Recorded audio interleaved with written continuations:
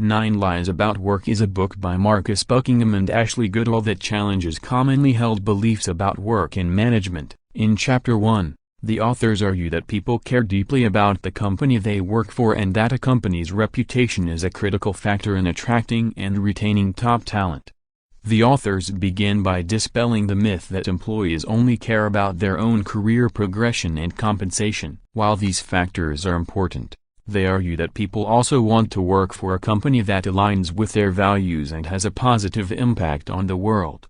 The authors point to a study by the Great Place to Work Institute, which found that companies with a strong culture and positive reputation have lower turnover rates and higher levels of employee engagement. Additionally, they argue that a company's reputation is becoming increasingly important in the age of social media, where negative reviews and stories can quickly spread and damage a company's image.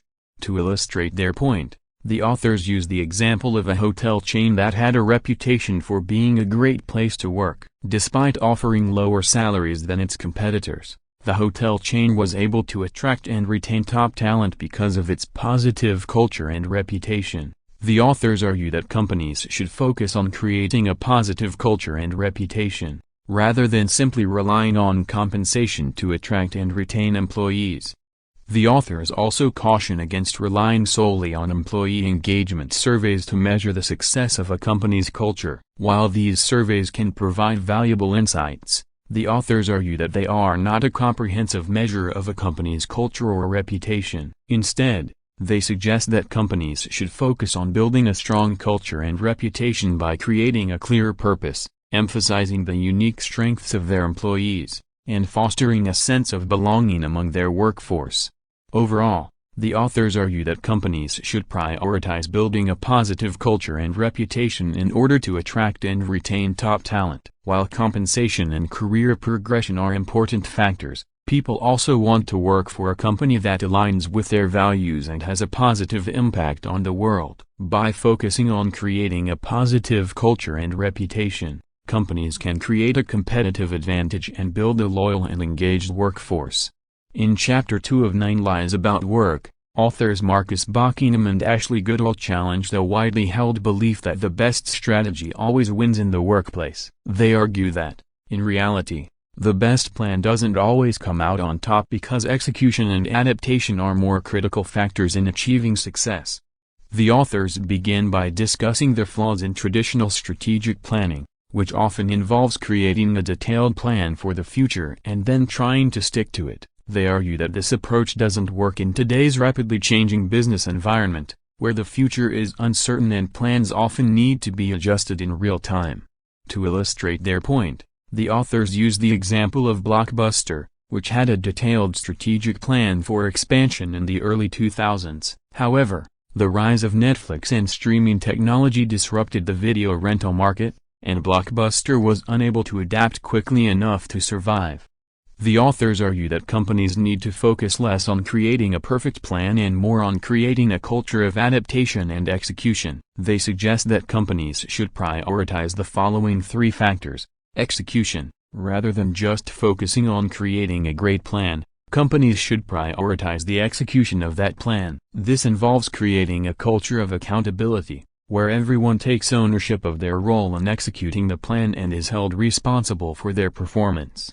Adaptation. Companies should be prepared to adapt their plans quickly in response to changing circumstances. This requires a culture of experimentation, where employees are encouraged to test and iterate new ideas, and a willingness to pivot when necessary. Purpose. Finally, companies need to have a clear and compelling purpose that inspires and motivates their employees. This purpose should be the foundation for all strategic planning and execution, providing a sense of direction and meaning to employees' work. The authors also caution against over-reliance on data and analysis in strategic planning. While data can provide valuable insights, they argue that it's not a substitute for judgment and intuition. Instead, companies should seek to strike a balance between analysis and intuition, using data to inform decision-making but also relying on the judgment and experience of their leaders. In summary, the authors argue that the best plan doesn't always win in the workplace. Instead, companies need to prioritize execution, adaptation, and purpose to achieve success in today's rapidly changing business environment. By creating a culture of accountability, experimentation, and purpose, companies can build a competitive advantage and achieve their goals, even in the face of uncertainty and disruption. In Chapter 3 of 9 Lies About Work, authors Marcus Buckingham and Ashley Goodall challenge the widely held belief that the best companies cascade goals from the top down. They argue that this approach can actually hinder performance and productivity, and instead suggest a more flexible and decentralized approach to goal setting. The authors begin by discussing the flaws in traditional goal setting, which often involves setting a set of specific, measurable goals for the entire organization, and cascading them down to individual employees. They argue that this approach can be limiting, as it doesn't allow for the flexibility and adaptability needed in today's fast-paced business environment. To illustrate their point, the authors use the example of General Electric, which was known for its rigorous goal-setting process. However, this approach became increasingly rigid and bureaucratic, and ultimately hindered the company's ability to adapt and innovate.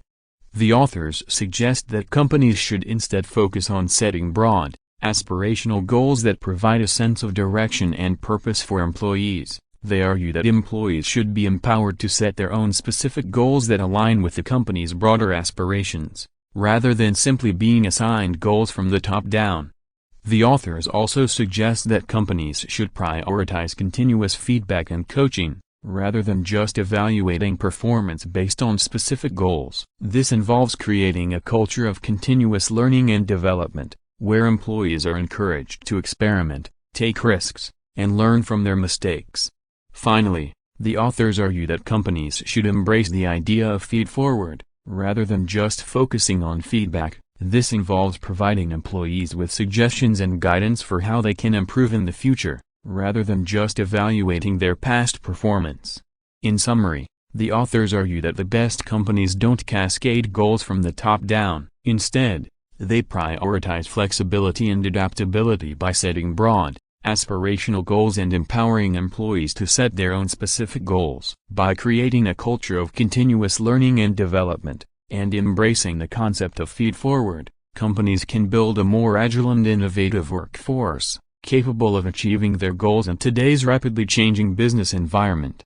In Chapter 4 of 9 Lies About Work, authors Marcus Buckingham and Ashley Goodall challenge the widely held belief that the best people are well-rounded. They argue that this approach can actually hinder performance and productivity, and instead suggest that companies should prioritize individual strengths and talents.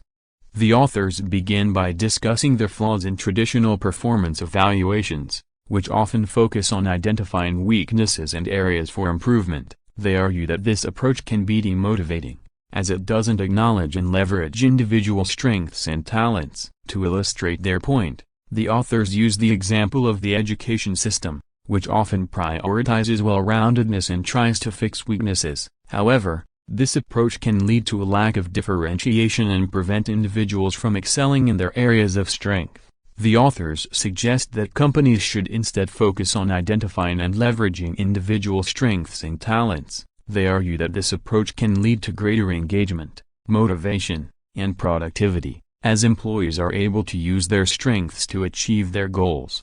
The authors also caution against over-reliance on competency models, which can lead to a focus on conformity rather than individuality. Instead, companies should seek to identify unique strengths and talents that are aligned with their goals and values. Finally, the authors suggest that companies should create a culture of continuous learning and development, where employees are encouraged to build on their strengths and explore new areas of interest. This involves providing opportunities for growth and development, as well as feedback and coaching that is focused on building on strengths rather than just addressing weaknesses. In summary, the authors argue that the best people are not necessarily well-rounded. Instead, companies should prioritize individual strengths and talents, and create a culture that encourages continuous learning and development. By acknowledging and leveraging individual strengths, companies can build a more engaged, motivated, and productive workforce that is capable of achieving their goals in today's rapidly changing business environment.